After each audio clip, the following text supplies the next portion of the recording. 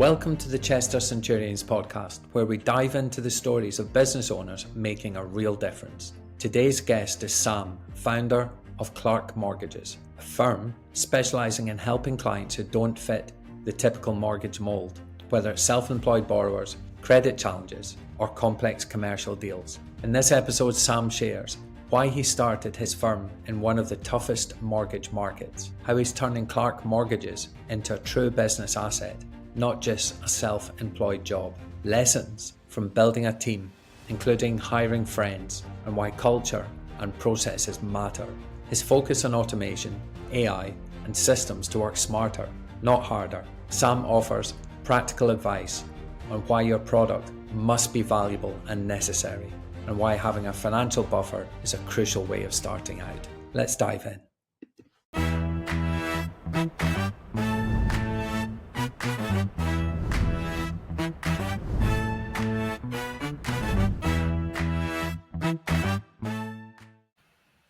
So Sam, welcome to the Chester Centurion Podcast. Thank you. Yeah, nice to be on it. Before we get started today, I'd love to know more about your business and what it is you do and what makes you different. Yeah, so I'm a mortgage broker. I deal in residential and commercial property. So we're a company called Clark Mortgages.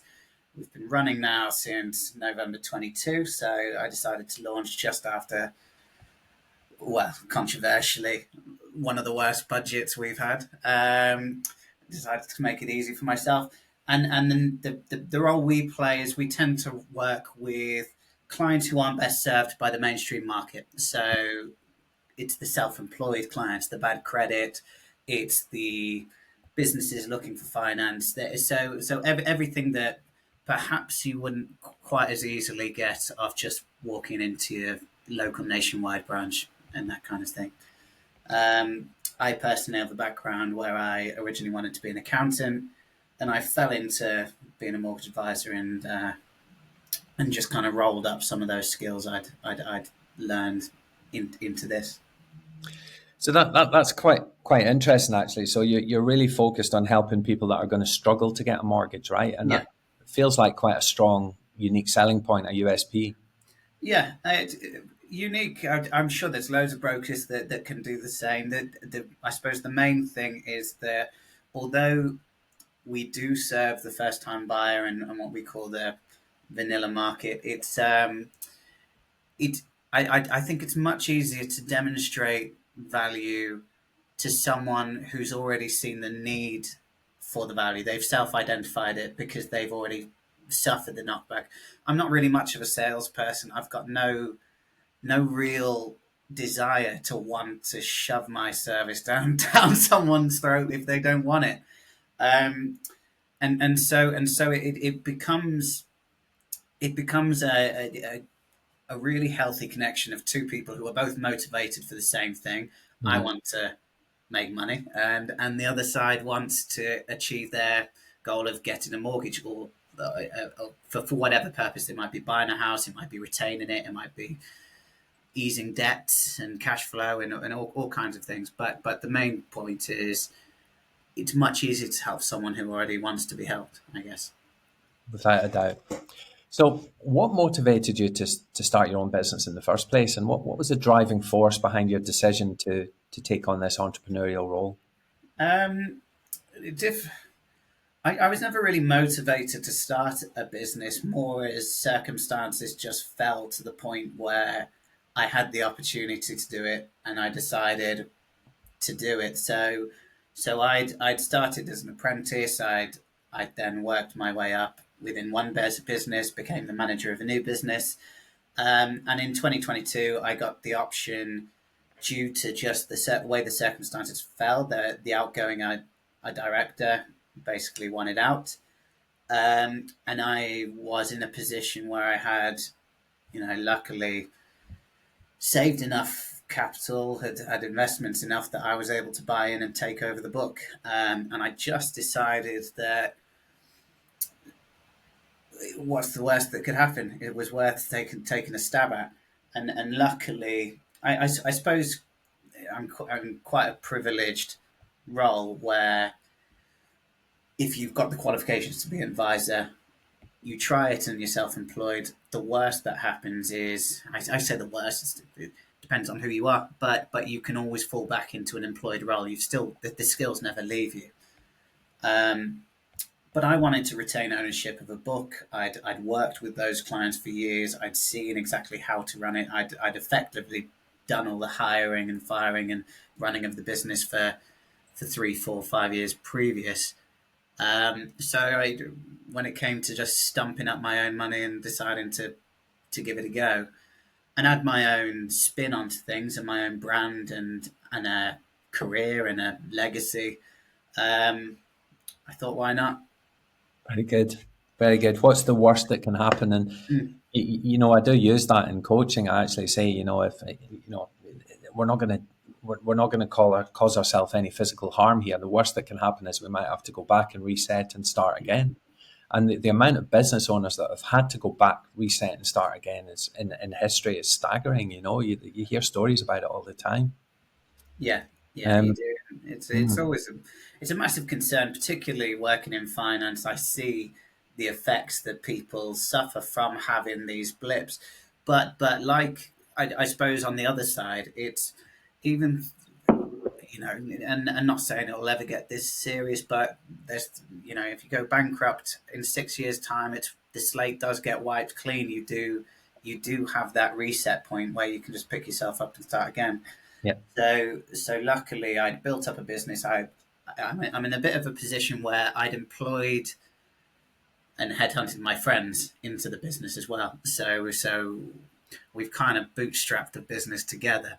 But little by little, you fumble through. You try one thing, you try another thing, and all of a sudden, through applying structure and whatnot, we've come out the other end and looked around and thought, oh, this is a real business.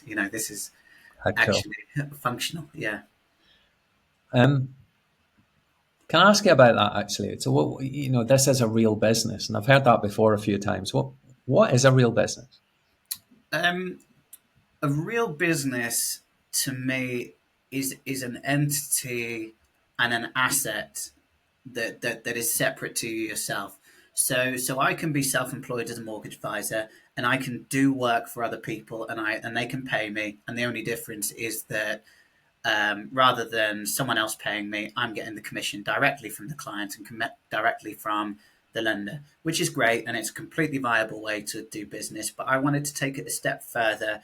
Of I wanted to create an asset and a brand and an identity and an admin team and a marketing structure that creates business that, regardless of whether I was the advisor doing the business or whether I hired another advisor, I could drop that same person and they could serve that same function and it could work. And that's the main thing. So, um, luckily, when I started the business, I already had another advisor employed and another one on the way up. So I was forced to make that adaptation anyway because I had to find business for the other advisors. I think probably a lot of self-employed advisors start a bit slower in that they have to build up their book to the point that they can no longer do all the business and then they find someone else to start piecing it out to.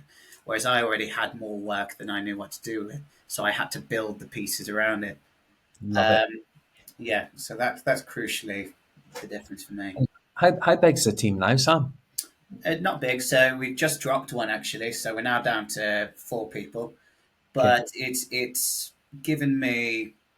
It's the first time I've lost a staff member, to be honest, and so my other advisor's gone to be self-employed Mhm. because that's what competent people do. They want ownership and they want flexibility and they want to set something for themselves, and so he'll do just fine. Um, but it has let me take a step back and think and just repurpose and say, well, are we as lean as we need to be? Is there process in here that's hindering us?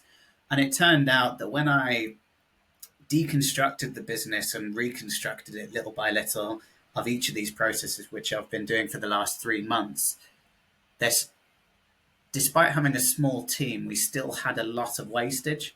If that makes sense, it wasn't a case of um, it wasn't a case of having too many people. It was a case of purposing people's time in the wrong places. And so it was a bit of a wake up call for me that I was looking at my diary and what I was doing. And I thought, well, I am the highest earning person within the business. I'm the one that generates the most revenue.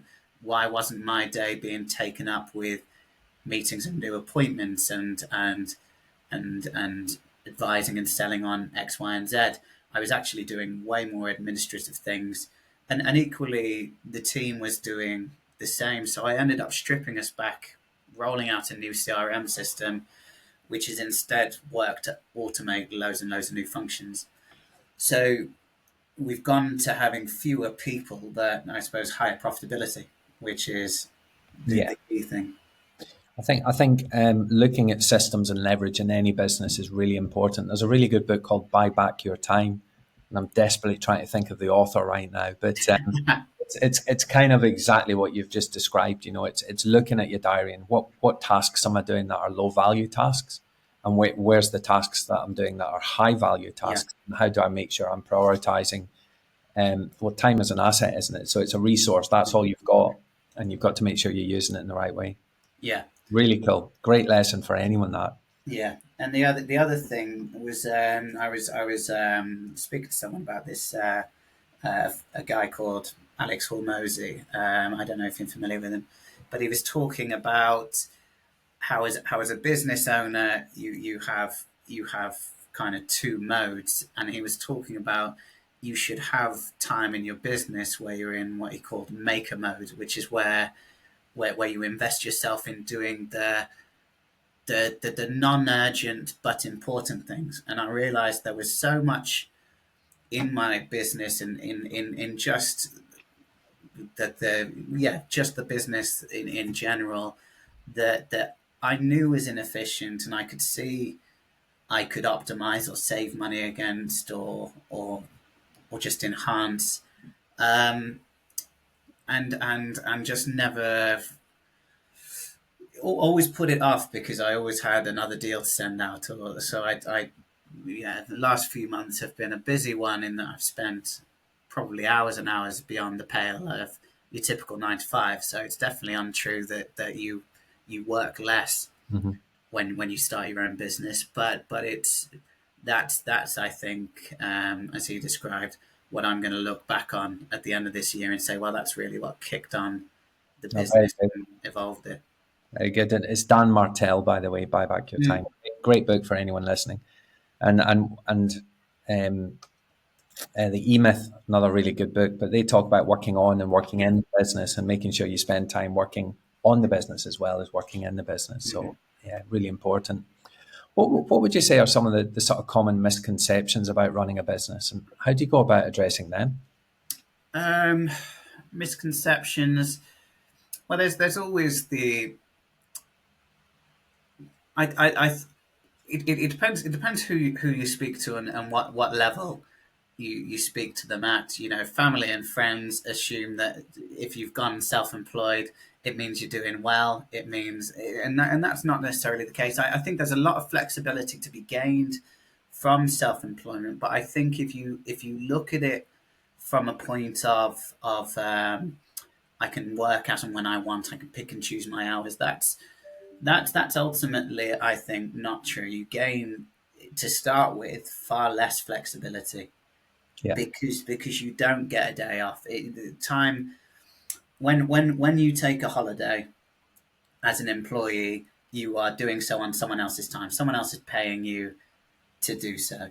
And when you go self-employed, you become acutely aware of that time that you're not working is money you're losing. It's money you're leaving on the table, and I think you have to become you have to accept that to a degree, and because you do need time off, it's absolutely too much. But the way you then I think business then evolves for a lot of people in that they want to do that, but working just by themselves, it's too much, and so you build a business around you to allow you the flexibility Hmm. to make those choices. Um, I, I, I'm probably not long enough in the game to know everything. But I do find that it is just a case of fake it till you make it. A lot of people at every level don't know what they're doing, or have a better idea than the person below them, but less of a good idea than the person above them. So you do have to just keep educating yourself, keep aware, and stay receptive to other people's ideas, Love that. and just try everything. There's so much money I wasted in my first year on different marketing strategies that maybe they would have worked, and maybe I didn't put enough money into them. Maybe they just weren't right for my business. But without trying them, I didn't have I wouldn't have had the experience I did. Maybe if I'd had a mentor of another broker who'd already been through it, they would have been able to tell me that doesn't work. But I think the first year is not the money making year. It's the trial and error year. The second year is the refining year, and it's only now I'm entering my third year that I'm really thinking, right, this is the building blocks that we're going to start being, as I say, a real business from. Very good. And I think there's a couple of things there that I picked up on, and one is, you have to learn from your mistakes. So fail often, fail fast, but make sure you fail forward. Yeah. And the other thing is that you said maybe if I'd taken on someone that or a mentor that could have helped me, and success leaves footprints, and to a certain degree, you can learn from other people's journeys, and spending some time doing that, I think, is important as well, right? Yeah, yeah. Mm. And I was lucky that my business was founded on inheriting a book of business and a method of operating that I'd inherited from the previous owner. Um, Ultimately, I've made loads and loads of changes because that business hadn't really adapted and adopted to technological advances. When I started within it, we were still handwriting our fact finds, for instance, for clients, Mm. and then scanning those in. So the next step was then, well, why don't we just put that into the system directly so all of these different little changes, but each one you make ultimately is improving on someone else's process. But fundamentally, the process had been refined and worked in that he knew that this was how a good advisor makes a converting sale. Hmm. I was lucky that I had that to build on. Very good. Sam, you've kind of already hinted at this a little bit, but how do you maintain a work-life balance as a business owner? How do you have that sort of personal rituals and habits to keep you motivated and focused? Yeah, well, I do think I very much go through highs and lows of motivation. I think everyone is. At the moment, I'm in a real good, motivated, driven spot. But there is going to be inevitably time where I'm lower energy, and I want to do the 4 day week and just recharge. Luckily, I suppose the key thing is for me to take time out of the business. I know that there's a hole that I leave within the business by doing that.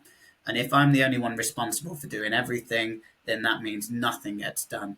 So what I needed to do was itemize every single thing I do within the business, by and large, every single thing everyone else does, and systemize that to a point that someone else is trained in it, so that at the very least, if I go away, someone else can take it over. It might not be as efficient, and you've got to accept that not everyone is going to be as Hmm. efficient as the person it was designed to be for.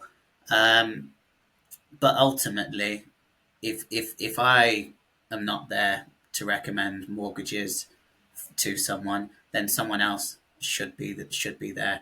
Which is why I think it's very difficult for a single advisor practice to have that kind of flexibility, and you do have to come to grips with being contactable at most times, and that kind of. But that, to be honest, that has never really bothered me. I'm very much of the kind that I can switch on and switch off again. If Hmm. someone calls me out of the blue while I'm on the beach somewhere, I don't mind spending the 30 minutes dealing with it because I do genuinely enjoy the role and the job I solve as well. I think it's a lot easier to stay motivated or to accept the more trying parts of your job if you actually do genuinely enjoy it. Mm. Um, if you can see yourself having a bit of a career in it. If I was looking at it objectively as a business, then I'd be looking to get another advisor in as quickly as possible and disassociating myself as quickly as possible. But for the meantime, I think ultimately you have to enjoy what you do, or at least make sure that you're able to outsource the parts that you don't. Very good. Outsource the parts you don't. Eh, Listen, business is moving faster than it's ever moved. And how do you stay adaptable to change? Are there any sort of specific strategies that you use to remain innovative? Well, I mean, one point at the moment is on everyone's lips, isn't it? AI. Everyone's doing it. I think you've got to always be aware of what's going on at large in the industry. We're mortgage advisors. The good mortgage advisors are very good because ultimately we have to do continuing professional development. But I think everyone should do that regardless of their industry and keep abreast of changes. But I think you should try them before they become the mainstream. You should see them as they develop. You know, ChatGPT is common now and everybody knows about it, but it's the fourth iteration of ChatGPT. It might even be more. Before that, it was ChatGPT 3 and the beta and all those. Um, and that's when I was looking at it and giving it a play around. You want to be the first one looking at something and thinking, is it worth applying? Can I apply it? In the same way, we're looking now at the options of AI checking documents and completing a file for us. It's still not going to replace humans, certainly in my sector as advisors, but ultimately, a system can check for every single document in a minute flat, whereas humans repeating a human process 30 to 60 to 100 times gives them that many more times to go wrong, Mm-hmm. which isn't anyone's fault, but it's ultimately what's going to happen. So I think just give it a try, see how you Embrace. can buy it. And what next for your business, Sam? You know, what's the future plans and goals for the business? And Yeah, so for the time being, I've really been knuckling down on these processes and stripping us back to the point that everybody is doing what moves the needle in profitability of a business. Because ultimately, the way I built my team is everyone's rewarded for success of the business. So as we scale and we do more business, they get a greater share in what we do. So everyone's invested in that. Um, so now the point we're doing is let's, before we bring anyone new in, let's make sure that we've really defined what our roles are, so that and set out, you know, process manuals and things like that, so that the failing I've always made hiring people who aren't my friends and who don't have the patience to deal with me is I've never clearly defined what a role is and exactly how to do it. And ultimately, I've never learned to train people, so I'm not very good at training people. So I need to learn that and implement that so that it's fair on any new members that join us, so that ultimately they can know exactly what's required of them and hit the ground running. Because that's it's a two-way street, isn't it? Really. listen, can I ask a follow up question there, Sam? You talked Yeah. about employing friends. How do you find that? What are the challenges and what are the benefits? Well, it's expensive. Uh, it's I love it, and I'm lucky that all of my friends were in a similar point in their life to me. And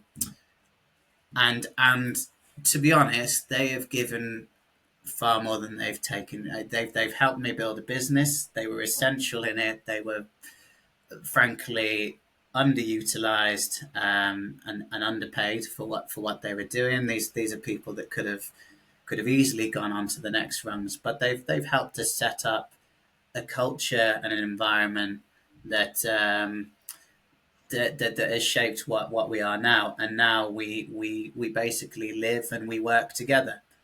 Um, if anyone isn't in the same place as you in their life, I think it would have been much more difficult. So, for instance, none of us had kids, none of us had families. We were all very much free to spend that 12 hours a day and weekends and the kind of work hard, play hard mentality to make sure we weren't burning out and just because we enjoyed it. But as soon as when people's positions change and their priorities change, it becomes difficult to align, and that's when you need to understand that, right, it's time to knuckle down and make this a business, because a business is only going to work if it, in my view, if it's got a place for everyone, regardless of what point in time of their life they are, whether they're single and flexible, whether they're in a family and flexible, or whether their priorities are at home.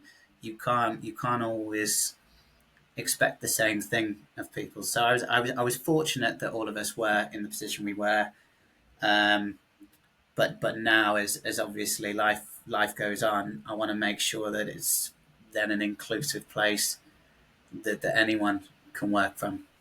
And you use the word culture there, and I think if you do start to employ people that you know really well, then finding that right culture, that core culture for a business, is easier than it could ever be.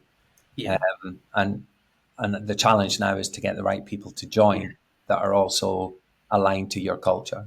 Yeah, I think the difference is it's much easier to hire friends than it is to hire people you know.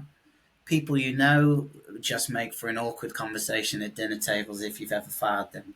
People who are friends are people who are aligned to your values inherently, I find. They're people that you can get on with and enjoy spending time with. And I think particularly at the start of the business, which has been the most trying time and stressful time, and you know, I'm the type that wears my emotions on my face. So if I'm stressed, everybody knows about it. But ultimately, you know, I like to think that I've got good values, and so inherently the people I spend my time with are the same, and everyone then is automatically aligned. Wonderful. In that, yeah. Wonderful. I love it. Listen, there's one more question, Sam, and it's a biggie. Okay.